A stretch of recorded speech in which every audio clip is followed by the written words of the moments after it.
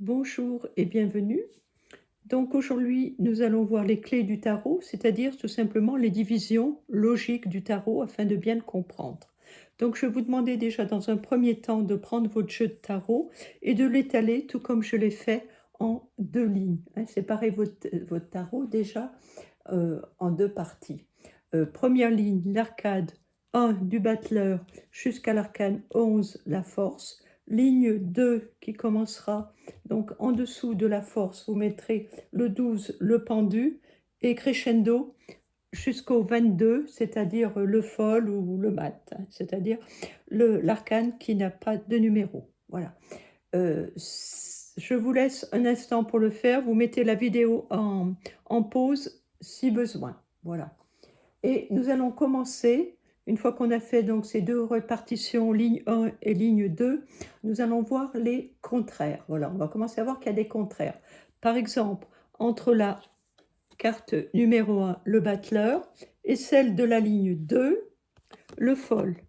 Donc, on voit tout de suite qu'il y a une grande différence dans ces deux, parce que le battleur, lui, il sait très bien ce qu'il fait, il sait où il veut aller, voilà, alors que le fol, lui, il ne sait pas du tout où il veut aller, hein. C'est un personnage un petit peu, une figure insensée, en quelque sorte, hein, qui part, mais il ne sait pas où il va. Lui, il a des objectifs bien plutôt précis.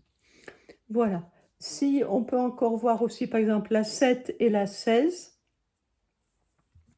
La 7, on a donc notre cavalier qui est, enfin le cavalier, plutôt le chariot, hein, l'arcane 7, qui est donc conquérant, hein, il sait où il va, il en veut, vraiment, le chariot, il avance. Alors que la maison Dieu, ah zut, la maison Dieu, ça va pas avancer comme je le souhaite, tout simplement, parce que là, il y a vraiment une idée un petit peu de chute, une chute catastrophique. Alors que dans la carte 7, c'était le chariot triomphant. Là, ce n'est pas triomphant, c'est plutôt quelque chose qui me tombe sur la tête, qui n'était pas du tout prévu au programme.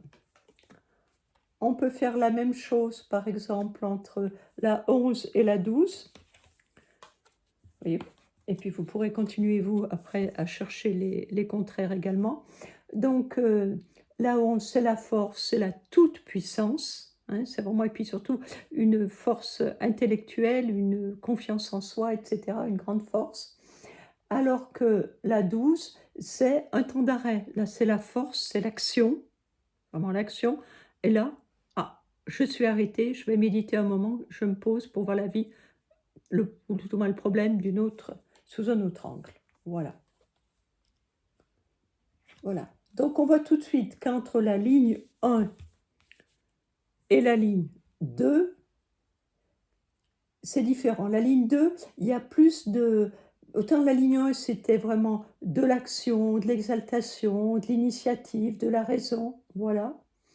Le personnage, il reste toujours maître de lui-même, hein, sur la ligne 1, voilà. Alors que sur la ligne 2, il y a quand même plus de passivité, moins d'initiative, le secours viendra davantage de l'extérieur et le personnage, lui, va se mettre davantage en état de, comment dire, de recevoir, hein, voilà. Même s'il reçoit parfois du négatif, comme la maison Dieu, mais c'est plutôt un état réceptif, hein, parce que même le pendu, il est réceptif, hein, quand il médite. Voilà. Donc maintenant, ce que je vais vous demander de faire, c'est d'écarter un petit peu l'arcane 6 de l'arcane 12, et l'arcane 17, pardon, qui est juste en dessous, hein. C'est-à-dire, on écarte un peu l'amoureux, on écarte un peu l'étoile. Et à ce moment-là, on va voir qu'on a 4 groupes de 5 cartes. Groupe 1, groupe 2, groupe 3, groupe 4. Et les cartes intermédiaires. Donc la 6 et la 17 en carte intermédiaire. Voilà. Donc qu'est-ce qu'on va voir dans déjà le premier groupe, c'est-à-dire de la carte 1 à la carte 5? Eh bien, on voit tout de suite que c'est acquérir des connaissances. Voilà, c'est acquérir des connaissances, c'est apprendre, voilà, essentiellement, hein. Voilà. C'est donc de la théorie. Alors que dans le groupe 2, on n'est plus du tout dans la théorie, là, c'est vraiment la mise en pratique, hein, dans le deuxième groupe.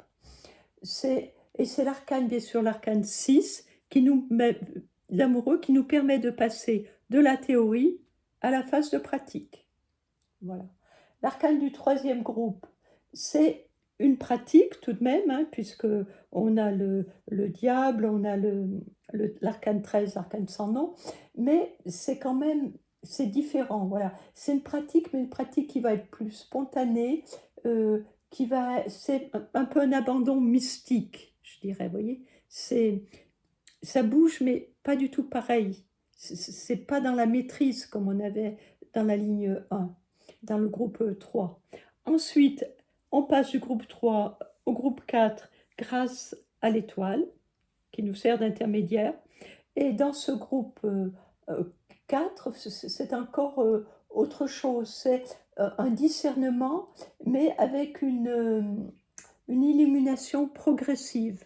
Voilà, on discerne, on se rencontre, et la clarté, elle vient tout doucement, vous voyez, elle vient à l'arcane la lune, et puis on n'y voit pas trop clair, et puis après le soleil, on y voit mieux, etc., jusqu'au folle qui a tout compris et qui se décide d'aller ailleurs, même s'il ne sait pas où il s'en va. Voilà.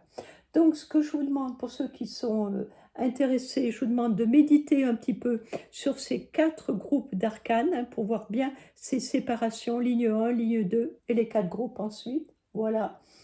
Et prenez le temps de méditer sur ces arcanes. Et puis, si vous avez envie d'en savoir plus, nous nous retrouverons dans un prochain enregistrement, voilà, pour détailler ces 4 groupes. Voilà.